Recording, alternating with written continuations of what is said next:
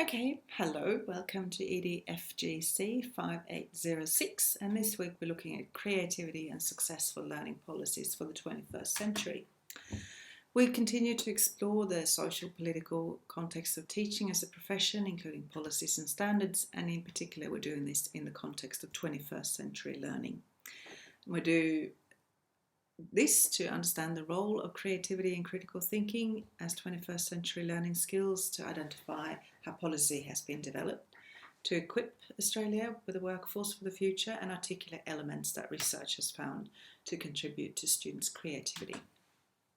This is topical, and in fact today this article was published looking at goodbye resources boom, hello ideas boom. As you are probably aware, our Prime Minister Malcolm Turnbull is talking about the whole innovative science agenda and innovation being the key to everything. And for this to happen, Martin Loosemore is talking about four kind of key themes that feed into it, and I'm going to unpack them later on when I've talked about some other 21st century skills to kind of watch this space. I'm just flagging that it is literally in the press as we speak. What does an ideas boom require? Well, a product that is, or an approach that's both novel, appropriate, useful, correct, or valuable response to a task without a clear and readily identifiable path to a solution might be just a ticket, and that is in fact the very definition of creativity by Emma Bile, who's a prominent scholar in this. Creativity is often something we think of as something quite loose and without boundaries, but in fact when we look at the research, that is not the case. Kaufman and Sternberg, who are again very prominent researchers in this area, have identified some key components in their definition of creativity. And a creative task must represent something that's different, new, or innovative. Well, we're probably all in agreement with that, the whole idea of thinking outside the box. And creative ideas need to be of high quality, which is important. And they need to represent, and or rather be appropriate to the task at hand. So they require some clear definition of task. They kind of require a box to be able to think outside the box, or a redefinition of that task. So a creative response is novel, good, and relevant. And there's some key aspects that are really important.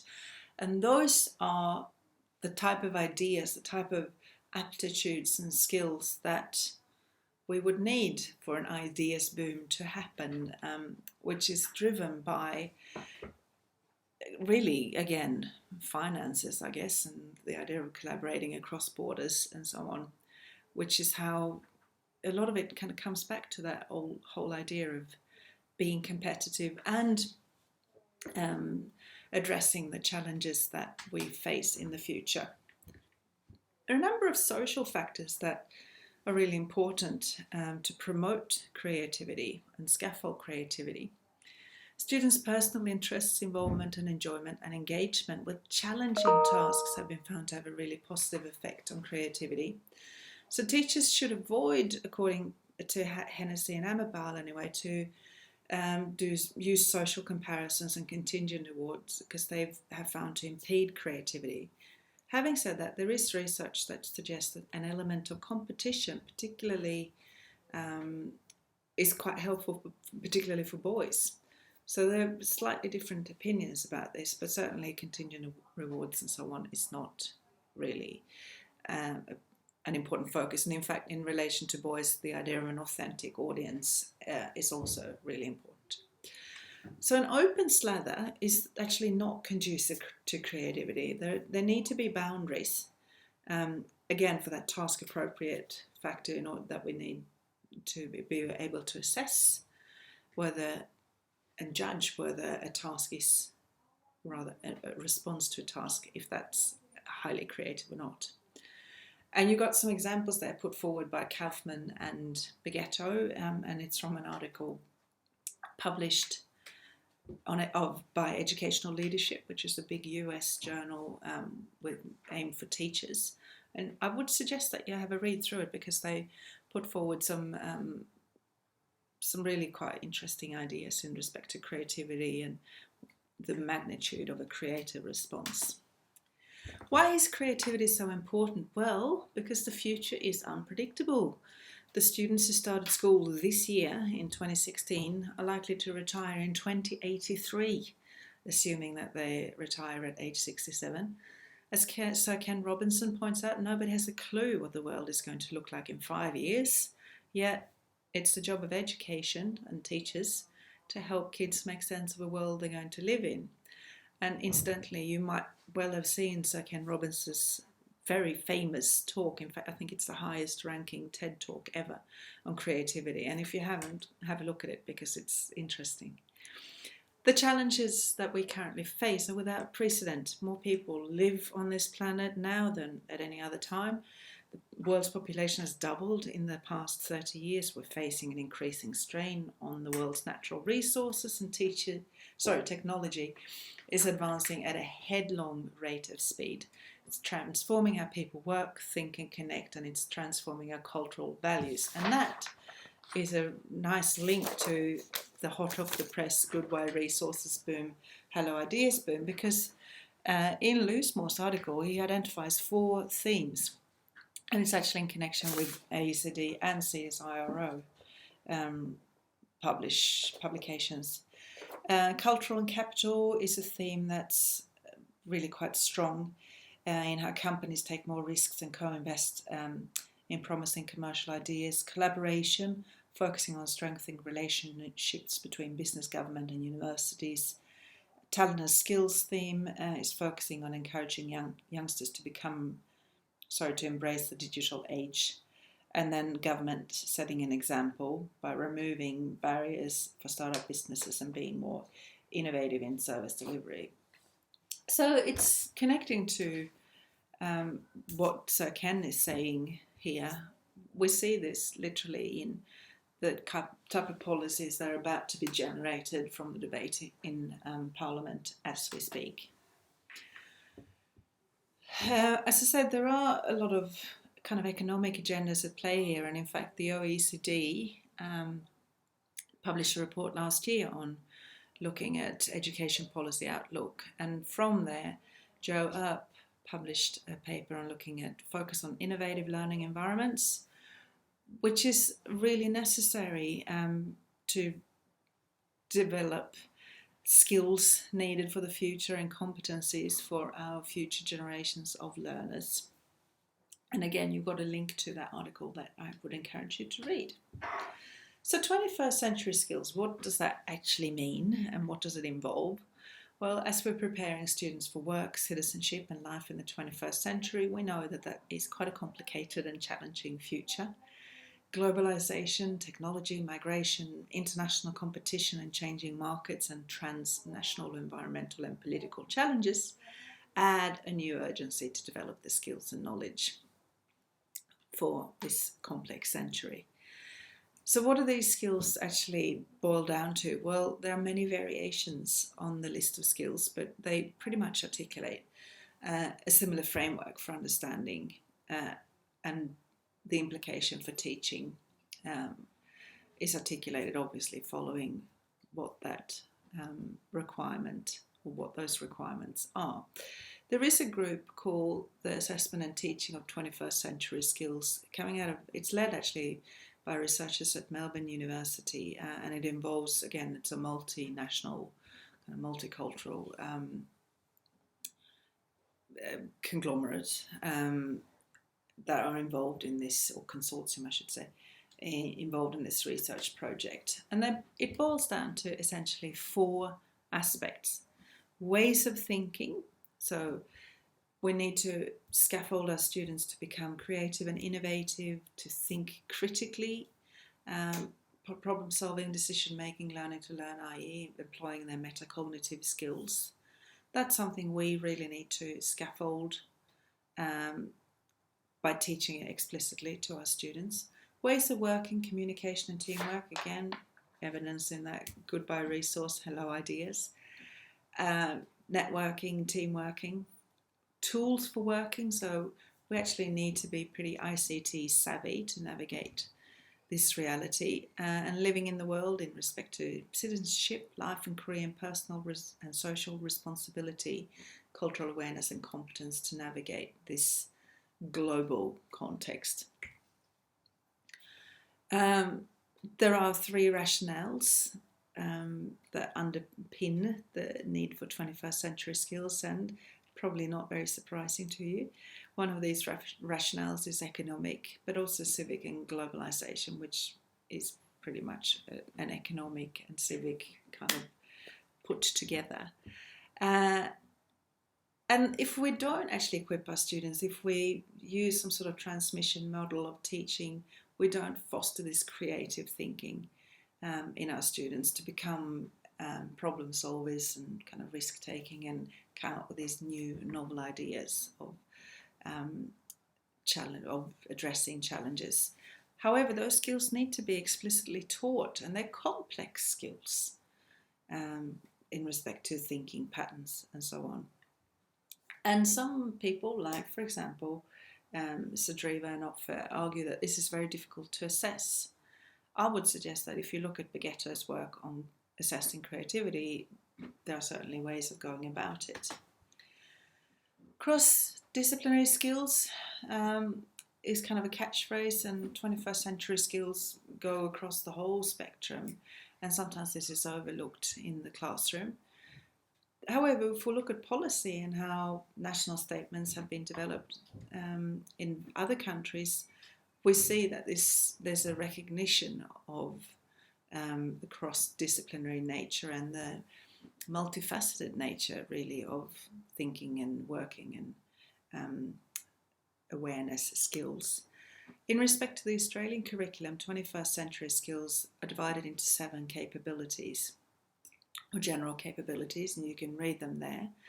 And I'm sure you're aware of them, but it is, I think, important that critical and creative thinking is an aspect in there, as well as ICT and intercultural understanding. And there is learning continua developed for all these various general capabilities. I have a look at the Australian curriculum to find out more of the details, and certainly that continua again helps us narrow down how to actually judge whether or not we are catering for our students and to what degree these skills are being developed. National and state policies, well, the development of the general capabilities and the various ways in which these are passed on through the state curriculum documents, like the Victorian curriculum, is evidence of both global research and policy outcome from a wide multinational level to a more local level.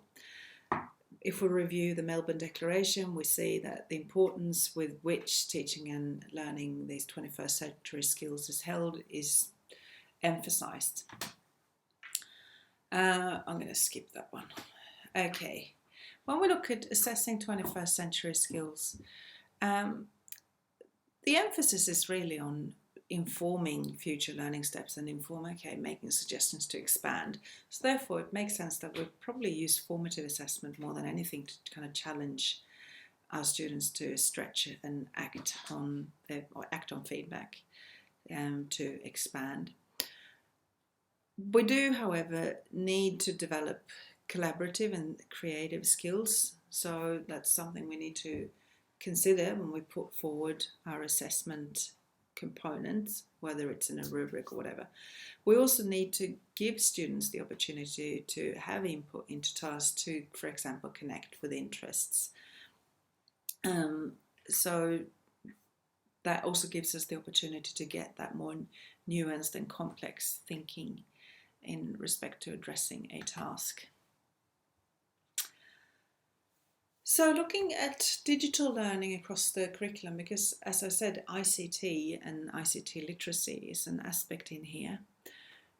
The information technology is not necessarily so explicit when we have a look around the curriculum documents, and the answer lies in the ubiquitous nature of using technology across all disciplines, which is promoted by both the Australian and the Victorian curriculum. And also there are a number of policies that place technology in the hands of the learner. You know about the digital education revolution and the whole scheme of rolling out funded computers or tablets to students,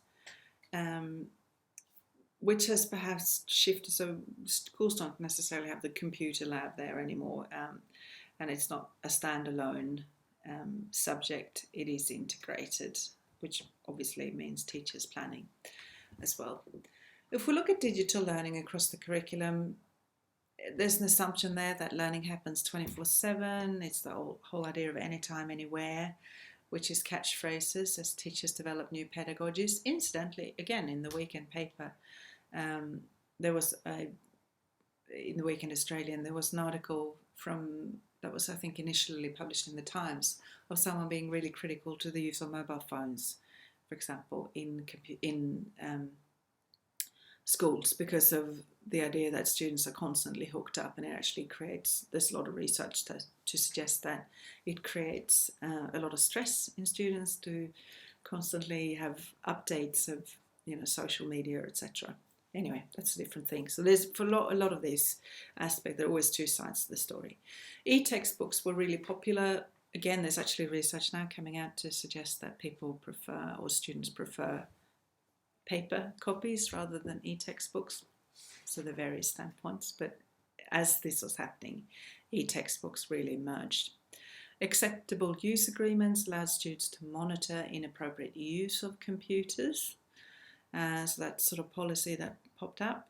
In Victoria, schools were providing with increasingly larger bandwidths and government-funded internet use, and in the meantime, mobile phone technology, phones were officially banned in most schools, although that perhaps is not the case in every school. Policy decisions for funding the digital one-to-one program nationally have been altered with the changing governments and the budgetary priorities.